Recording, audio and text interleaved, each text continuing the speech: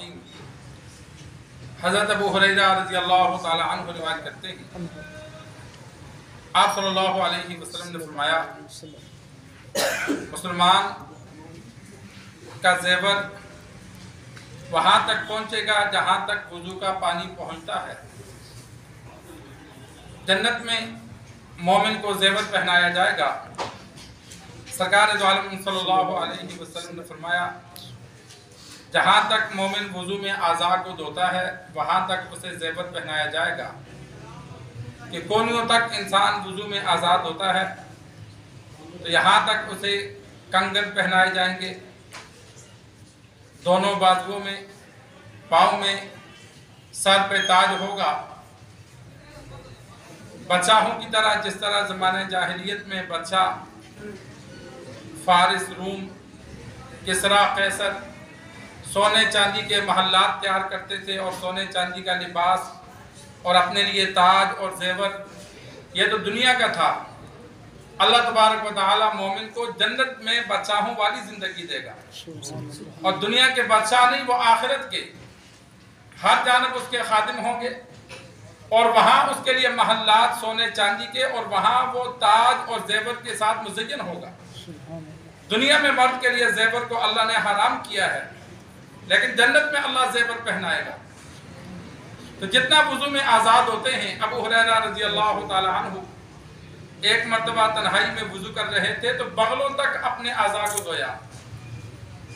ایک شاگرد دیکھ رہا تھا، ایک صاحب دیکھ رہا تھا۔ تو ابو ہریرہ رضی اللہ تعالی عنہ نے جب دیکھا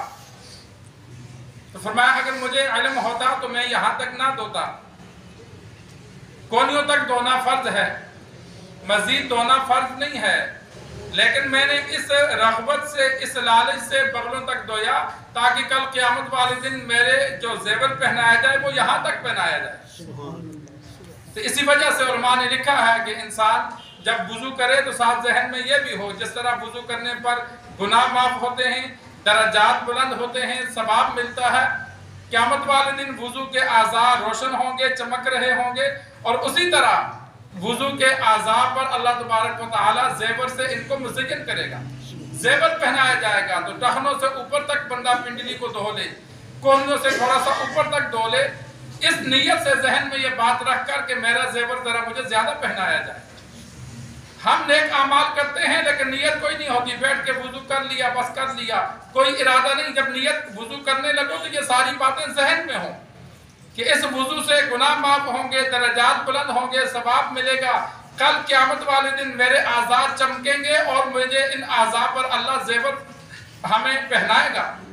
ہمیں زیور سے آراستہ کیا جائے گا۔ جب یہ نیتیں ہوں گی تو جیسی انسان نیت کرتا ہے اللہ ویسا معاملہ کرتا ہے، تو کل قیامت والے دن ہمیں اللہ کامیابی عطا فرمائے گا۔ تو یہ وضو کا ایک فائدہ یہ بھی ہے، مسلم شریف کی روایت ہے کہ جہاں تک وضو کے اعضاء کا پانی پہنچتا ہے کل قیامت والے دن انسان کو زیور وہیں تک پہنایا جائے گا۔ اللہ سے دعا ہے اللہ تبارک و تعالی ہمیں دین سیکھ کر، سمجھ کر عمل کرنے کی توفیق عطا فرمائے۔